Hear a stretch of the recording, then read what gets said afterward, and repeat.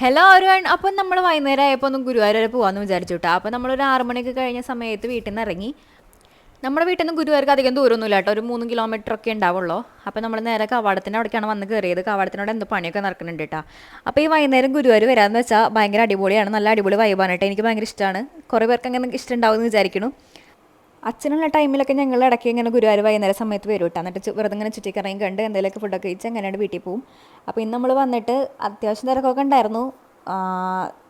എന്തിൻ്റെ ലീവുള്ള ദിവസമായിരുന്നു കേട്ടോ അത്. അതുകൊണ്ട് ആ ലീവുള്ള ദിവസത്തിൻ്റെ തിരക്കുണ്ടായിരുന്നു, അല്ലാതെ അത്രയും തിരക്കൊന്നും ഉണ്ടായിരുന്നില്ല.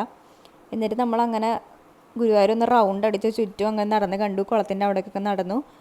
അപ്പം ദേ രാത്രിത്തെ ഫുഡിനുള്ള ക്യൂ ആണ് കേട്ടോ കാണുന്നത്. ഇത്രയും ക്യൂ, ഭയങ്കര ക്യൂ ആയിരുന്നു കേട്ടോ, അത്രയും ആൾക്കാരുണ്ടായിരുന്നു. പിന്നെ ഈ ഇരിക്കണ ക്യൂ മൊത്തം ഉള്ളിലേക്ക് കയറി തൊഴാനുള്ളവരുടെയാണ്.